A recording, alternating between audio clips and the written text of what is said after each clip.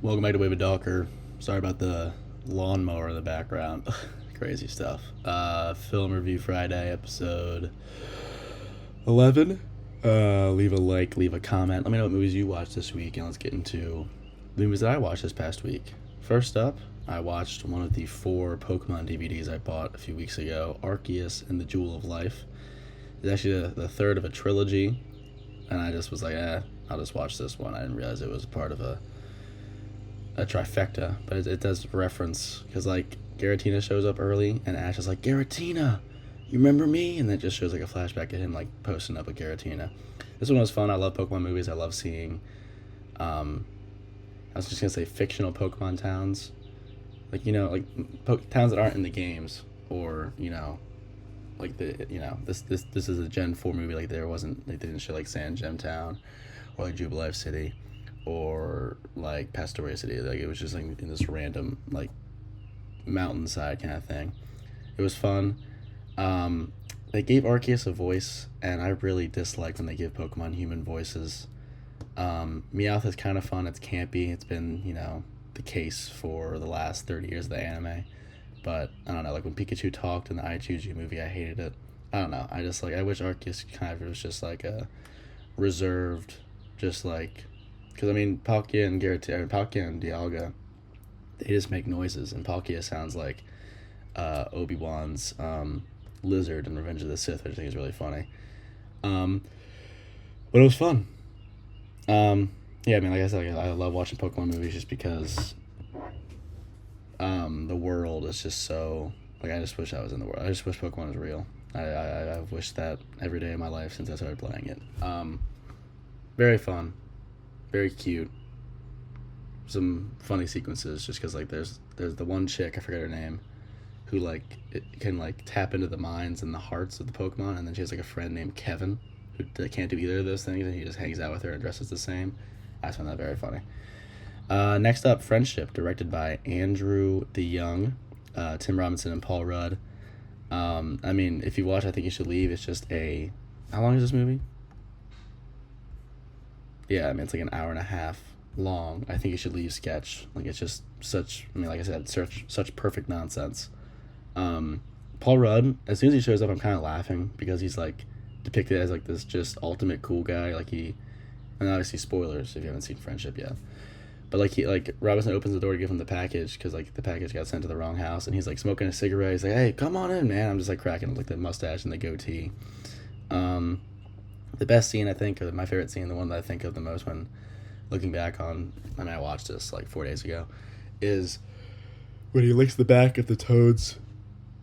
When he licks the back of the toad to get the trip in the phone, like the mobile phone store, the T Dog I think it is. And he trips for like it's like 2 minutes. He goes to a Subway and he orders like he gets like Black Forest ham on a toasted roll, and then the guy who works at Subway is just Paul Rudd's character, which is it's just older, which is gray facial hair and gray hair. I thought that was just hilarious. Like I don't want to spoil too much. I don't want to talk about it too much, but go see it. It's really funny. Connor O'Malley has a really great heat check. I thought he was hilarious. There's just a lot of one-off line deliveries I think are just really funny. Really good, really fun. I liked it. Next up, They Came Together, another Paul Rudd movie. I was like, I want to laugh at Paul Rudd because Paul Rudd's hilarious. Paul Rudd, Amy Poehler, Bill Hader, Ellie Kemper, Michael Shannon shows up for a little bit. Who else is in this that's important? Let's see. David Wayne. I don't know if I've seen anything else by him. Oh yeah, Jason, was it Mantzoukas? Randall Park is in it. Yeah, Ed Helms is in it for a little bit. Keenan Thompson's in it. Yeah, okay. Max Greenfield, yeah, he's his brother. Adam Scott and John Stamos show up for a little bit. Yeah, this is another just like nonsensical, just hilarious movie. It's about a bunch of just it's a comedy that does like every rom-com trope, and I think it's just really funny. But yeah, Michael Shannon shows up as Amy Poehler's character's like ex-boyfriend who came out of jail, and he like comes in and he makes like the most like grotesque face I've ever seen. And then like I always crack up because he like because they're meeting up and be like, hey, I'm sorry for blah blah blah, and then Michael Shannon shows up and then gets taken away by the police, and then like he's like in the background as they're having as like the characters are having a conversation in the foreground, and you just see him get shot by the police officer, and it's just so fucking funny.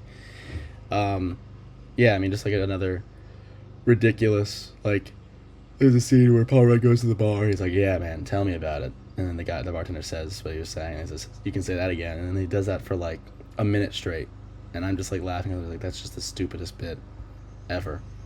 There's just a lot of just really great, ridiculously stupid bits throughout this entire movie, and it's very funny, very silly. Next up, Terminator 2: Judgment Day, by James Cameron. Michael Schwarzenegger, Michael Patrick, I believe, Robert Patrick, Linda Hamilton, Edward Furlong, which I feel like I've seen him in something else. I guess not. Yeah, no, I guess not. Oh yeah, I watched the Terminator last week. I loved it. And I mean, this movie is just like one of the most iconic sequels of all time. Looked at as one of the best action movies of all time. Robert Patrick's performance as the T-1000 is just like ridiculously cool. Like, just one of the best villains of all time. I mean, yeah, I mean, it's just a classic. Like, just watch it. It's awesome.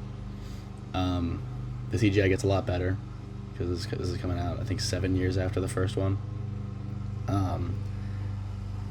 Yeah, I mean, it's just so cool, like, seeing, because I think he's the T-101, and then Patrick is the T-1000. It's just kind of cool seeing, like, these different eras of Terminator go up against each other, because he's, like, Arnold's just, like, organic matter over a skeleton, like a robotic skeleton, but then Robert Patrick's character, the T-1000, is just like a blob. Like, he's just like a blob that can reform into himself. Like, when, and like towards the climax, like when he's driving the liquid nitrogen truck, which I think is just hilarious, like shoehorn. Like, all right, how is he gonna defeat him? But he's driving the liquid nitrogen truck, it crashes, and then, you know, he freezes, he gets shot and broken down. But then they're in like this like iron forming place. What, I don't even know what to call it. And then the blobs reheat, like they melt, and then he's able to reform himself. I thought that was just hilarious. Like, it's just iconic. Like, so many iconic lines, obviously. Like, "Hasta la vista, baby." Like a callback to "Come With Me If You Want to Live." Like, there's just a lot of really cool things. It's classic, obviously. Spider-Man 2. I say Robbie. I had all the Blu-rays. I watched Spider-Man like last week, maybe 2 weeks ago. This is the best Marvel movie, I think. I don't know if that's a hot take. It probably, I don't know, it might be my personal favorite Spider-Man. I love Spider-Man Homecoming a lot. But I mean, I think this is just such a perfect superhero movie. It's just, I don't know, like the suit, it's just perfect. Doc Ock is fucking awesome. Like, every sequence. And Sam Raimi's filmmaking. Like that scene when Spider-Man's swinging to get his aunt, and then like it pans out or zooms out to see that was a reflection in Doc Ock's glasses. Like, there's just so many iconic scenes. And I talked about Harry Osborn, or James Franco's Harry Osborn. I really like his performance in all these movies. I think he's really great. And apparently Harris Dickinson's being eyed to star in a Marvel movie. Initially, he was looked at for the X-Men, I think, or whatever the rumors said. Obviously, take those with a grain of salt. But then apparently now he's being looked at for a Brand New Day role. I would like to see him as Harry Osborn, just because I think he has, like, I honestly, I feel like he was playing a version of Harry Osborn in Baby Girl, like with his American accent. I would like to see it. I think he would be perfect. Him and Tom Holland going toe to toe as those characters would be really neat. But I mean, yeah, this movie is just a classic. It's iconic, and it's perfect. When I watched Spider-Man 3, this is the one I rewatched the most as a kid, as I say in my review. I love it. I think the score hit, the Danny Elfman, like, black suit, like that is one of, like, the most iconic pieces of music in any superhero movie. Like, that's just, it's so perfect. Like, I love it. It's not my favorite, but whenever I hear that, I'm just like, damn, like, that's just such a good piece of superhero music. And it hit every time. Like, the first time when he has a suit, and then, like, he wakes up and he sees his reflection in the skyscraper, it's like, it's just so fucking perfect. Sandman's really cool. He's, like, ripped right out of the comics. I really don't like Topher Grace's Venom. I like his Eddie Brock, like when he goes to church to ask God to kill Peter Parker, that's just so perfect hater energy. There's a lot of hating in this movie, and I love that. Bryce Dallas Howard is like the hottest woman alive as Gwen Stacy. It's unbelievable. Yeah, I mean, I love it. I have a lot of nostalgia for this movie. Like I said, it was the one I probably watched the most as a kid. But it really does. It has a lot of flaws. Like you establish Venom with like a half hour left, and you kind of wrap up that kind of arc immediately after, which I thought was interesting. I really wish they made him like they were gonna make Sandman massive. Like I wish they made Venom as big as he is depicted in other forms, because he really was just kind of the same size as Spider-Man, which I thought was a little eh. But yeah, I mean, I love this movie. Next up, The Devil Wears Prada. I don't know who directs this. David Frankel, who also did Band of Brothers. Interesting. I'm curious what this is. The Devil Wears Prada 2.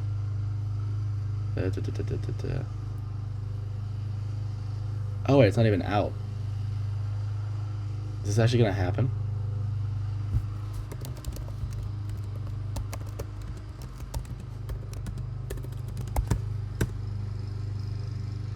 What? Huh. Okay. Interesting. Devil Wears Prada. Anne Hathaway is just drop dead, unbelievably gorgeous in this movie. Emily Blunt is hilarious. I really like her character in this. Meryl Streep, obviously, is the devil, the dragon, the fashion dragon. Stanley Tucci is hilarious. A lot of really great music in this movie. A really great New York movie. Like I thought they really did a great job with depicting New York, not making it gross. And also I think The Devil Wears Prada is like one of the best titles for a movie ever. Like it's just so perfect. And obviously it's based on a book, but I mean that's just like the best. Like The Devil Wears Prada, but that's just awesome. What a perfect title for a movie. I mean Anne Hathaway is just like, oh my god, dude. Like 2004 Barry Bonds. I can't even believe how hot she is in this movie. I'm trying to figure out, this guy. Well, have I seen him in anything else? Not that I've logged over the last year. AI by Spielberg. Yeah, I want to watch that. But dude, Anne Hathaway. My god. My god. She's obviously evil in Brokeback Mountain, but she's really hot in that as well. I love Anne Hathaway, man. She's fucking awesome. And finally, The Graduate by Mike Nichols. Have I seen anything else that he's done? Evidently not. Oh, regarding Henry. That's funny.